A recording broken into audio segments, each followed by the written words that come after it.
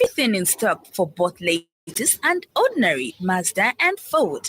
They also stock service parts such as diesel filters, aircon filters, diesel pumps, turbochargers, engine overhaul gaskets, suspension parts, and body parts. If they don't have parts you're looking for, they can order within 5 to 10 working days.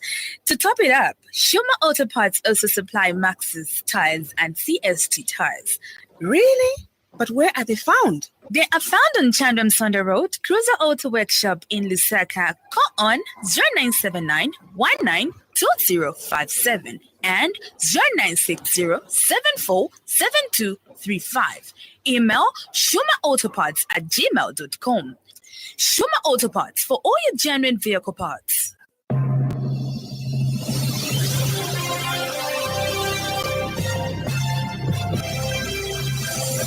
The happy world of 5FM Radio, your adult contemporary radio station in Zambia, connecting you to the newsmakers and events that make news in the global village.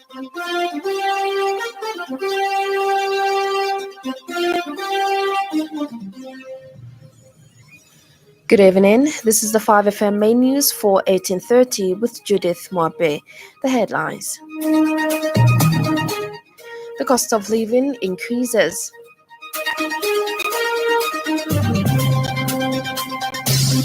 ZCSA and Chongwe Municipal Council disposes 36 by 50 kilogram bags of substandard urea fertilizer.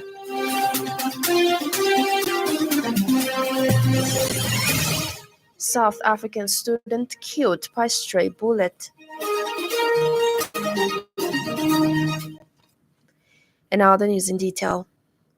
The cost of living for a family of 5, as measured by the Jesuit Center for Theological Reflection, JCTR, Basic Needs and Nutrition Basket in February 2024 in Lusaka, has increased to 10,307.01 ngwe. This marks a substantial rise of 751 kwacha 48 ngwe from the previous month's figure of 9,555 kwacha 53 ngwe. JCTR Social and Economic Development Program Manager Muchimba Siamachoka says the report highlights that the average prices of various food items on the basket increased, with the cost of vegetables moving to 689 kwacha 97 ngwe per 40 kg from 571 kwacha 99 ngwe per 40 kg, and other fruits increasing to 27 kwacha 21 ngwe per kg from 12 kwacha 72 ngwe per kg. Additionally, the price of rice increased to 160 kwacha 07 ngwe per 5 kg from 145 kwacha per 5 kg. Ms. Siamachoka says the food items continue to be influenced by seasonality of the products on one hand, and on the other hand, the scarcity of the commodities on the market of some products is due to their importation expenses, which tend to be affected by the exchange rate. These findings underscore the urgent need for concerned efforts to address the challenges faced by the majority. Looking ahead, it is evident that our country will soon grapple with the repercussions of an unfavorable farming season. The anticipated water scarcity and resulting agricultural setbacks pose significant threats, leading to food insecurity, income losses, and increased living costs. While acknowledging government's long-standing efforts to stabilize the economy and set up concrete long-term solutions, a joint team of officers from the Zambia Compulsory Standards Agency, ZCSA, and Chongwe Municipal Council has disposed of 36 by 50 kilogram bags of substandard urea fertilizer valued at 32,400 kwacha. This follows a court order issued on December 15, 2023 by Chongwe Magistrates Court. ZCSA Public Relations Officer Onisius Mamba explains that the disposal was done in collaboration with the Zambia Environmental Management Agency to ensure compliance with the Environmental Management Act and avoid any adverse environmental impact as required by the Compulsory Standards Act No. 3 of 2017. Mr. Mamba says the agency seized granular urea fertilizer on December 14, 2023 from Fumigate Zambia Limited and handed the non-compliant products to Chongwe Municipal Council. He says afterwards the council obtained a disposal order from the magistrate. Says the urea fertilizer was seized for contravening Section 16 of the Compulsory Standards Act No. 3 of 2017 and the Zambian Standards ZS 605 fertilizers urea specification. ZICSA seized granular urea fertilizer on December 14, 2023 from Fumigate Zambia Limited and handed the non-compliant product to Chongwe Municipal Council. Afterwards, the council obtained a disposal order from the magistrate court. The urea fertilizer was seized for contravening Section 16 of the Compulsory Standards Act No. 3 of 2017 and the Zambian Standard ZS 605 fertilizers urea specification. Health Minister Sylvia Masebo says the cholera outbreak admissions have reduced from the peak of 1,187 a day in the second week of January this year to now under 100 admissions a day. Ms. Masebo says this steady downward trend has been observed even in the cholera epic center of Lusaka, where it has been recording less than 50 new cases daily over the last 2 weeks.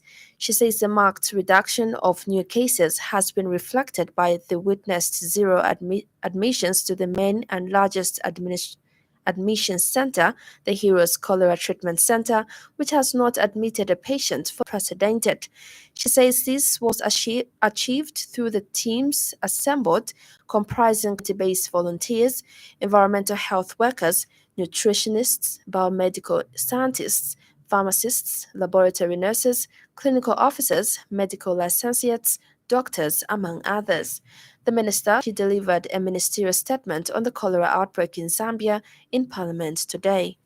The marked reduction of new cases has been reflected by the witnessed zero admissions to our main and largest Heroes Cholera Treatment Center, which has not admitted a patient for the past 10 days to date. This is extremely remarkable and unprecedented. I'm glad that through the teams we assembled, comprising community-based volunteers, more stakeholders have welcomed President Hakainde Hichilema's declaration of drought as a national disaster and emergency. Agricultural Climate Action Chief Executive Officer Oliver Blaya says it is imperative that the government acknowledge the challenges people face due to climate change and take collective action to alleviate their suffering.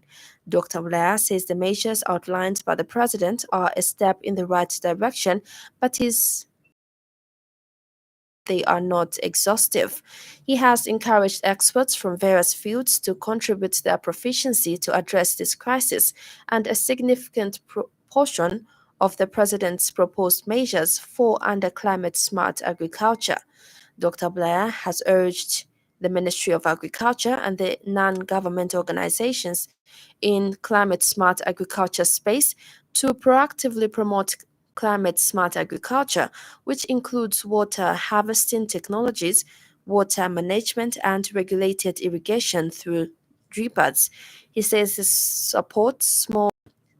to support small-scale farmers who have the resources to sink boreholes for irrigation, the government should consider providing incentives or tax holidays for borehole installation and drippers, as the mechanization component under CEEC is not helping out farmers in the rural areas. I believe that the government should learn from this experience and prioritize the construction of dams. The commitment to sink 40 dams, as stated in the budget, is a positive step towards enhancing irrigation facilities in a while. And it begins there for the government to assess their performance in this aspect. Additionally, there is need to allocate more funding to the Zambia Agriculture Research Institute, ZARI. Zambia's High Commissioner to South Africa, Mazuba Monze, says Zambia's participation at Meetings Africa 2024 will significantly enhance tourism relations with various stakeholders thus boosting the sector. Speaking at the just-ended Meetings Africa 2024 in Johannesburg, South Africa, Ms. Monze emphasized the significance of this event as a major business platform. She explained that Meetings Africa brings together exhibitors from various African countries and beyond, providing them with an opportunity to showcase their products, services, and the unique attractions of their countries to the global audience. She highlighted the importance of the conference as it provides an opportunity to share knowledge, foster tourism relations, and help improve policies for better functioning of the tourism sector. Ms. Monze believes that such engagements are key to national development as they offer a vital platform for networking and sharing experiences from the tourism sector. This is contained in a statement issued by First Secretary Press and Public Relations, Zambia High Commission to South Africa, Tamara Nerenda. Another story is trending this evening.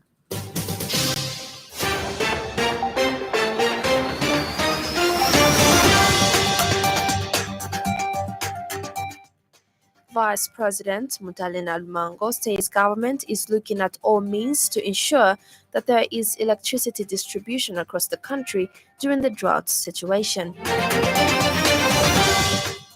The Lusaka City Council has observed with concern the ongoing harassment and intimidation of its public health officers and council police by certain individuals during routine inspections. Up next, the business news. 5FM Radio Business News. We mean business. Keep you current in commerce, trade, and industry, local and global. It's our business to keep you informed about business. The board of directors of the Zambia Telecommunications Company Limited have appointed Jason Mwanza as Zamtel's Chief Executive Officer effective 1st March 2024. Mr. Mwanza holds a Bachelor of Engineering in Electrical Electronics Telecommunications from the Copperbelt University, a Master of Science in Telecommunications Engineering from Blekinge Institute of Technology in Sweden, and a Master of Business Administration from Edinburgh Business School of Heriot-Watt University in Scotland. Mr. Mwanza has over 19 years' experience spanning across technology planning, technological operations, business development of mobile services, and strategic management, giving confidence of his ability to lead Zamtel into a new era of growth. In his previous roles at Zamtel, Mr. Mwanza served as the Chief Technical Officer, overseeing the company's technology strategy and capabilities. He also served as Senior Manager in Network Planning and Fixed Network Operations, demonstrating his deep understanding of the telecommunications industry. This is contained in a statement issued by Zamtel Corporate Affairs and Public Relations Manager Suwilanji Siame. That ends the business news. 5FM Radio Business News. We mean business. Keep you current in commerce, trade, and industry, local and global. It's our business to keep you informed about business.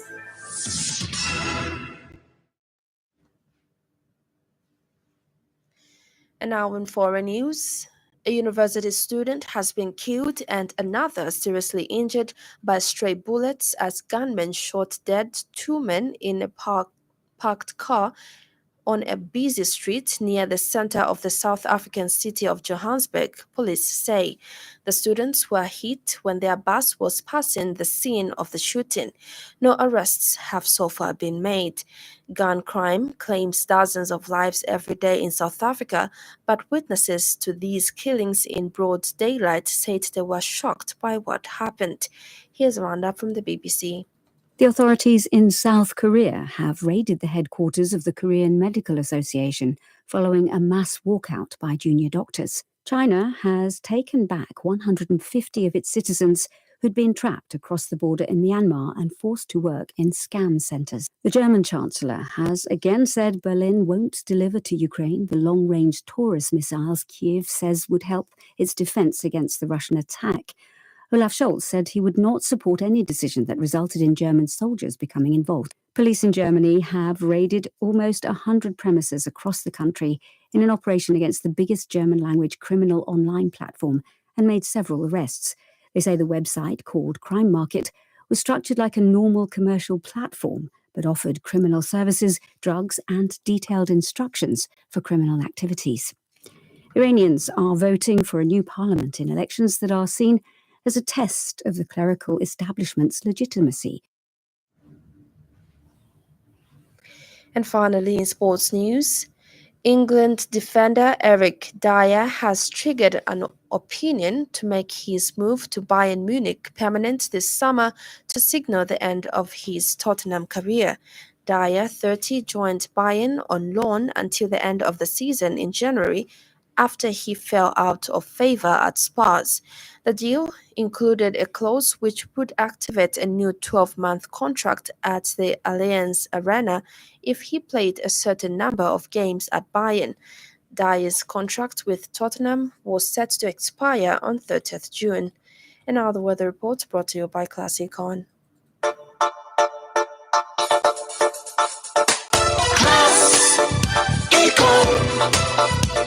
Class Econ Roofing Africa. Class Econ Roofing, plot 17100 off Katanga Road, 150 meters from Mumbwa Road, Chinika Industrial Area, Lusaka.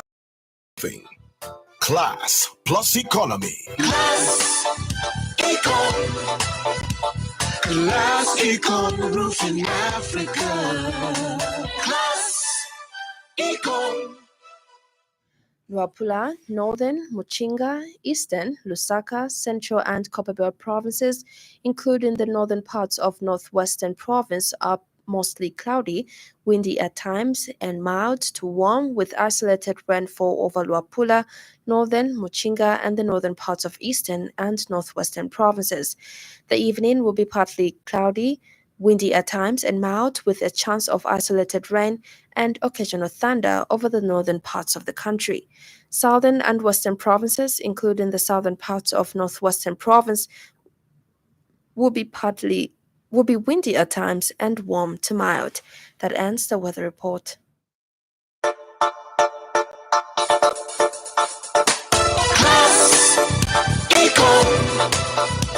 Class Econ Roofing Africa.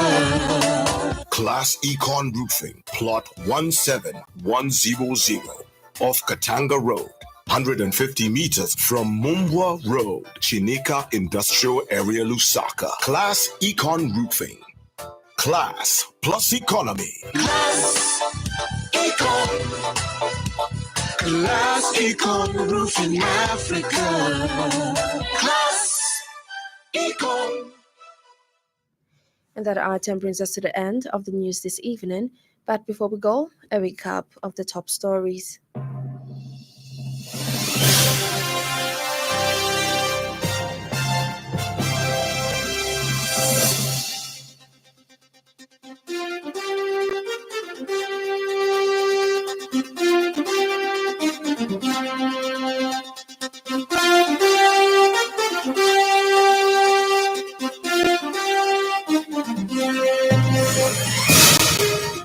The cost of living increases.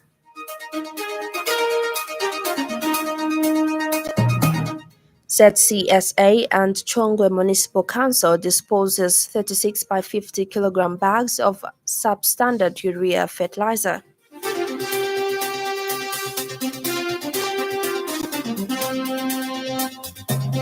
South African student killed by stray bullet. For more news, follow us on Facebook, 5FM Radio Zambia. On behalf of the entire news crew and the technical department, thank you for listening to the Happy World of 5FM. Stay safe and stay tuned to 5FM Radio. I'm Judith Mwapem. Good evening.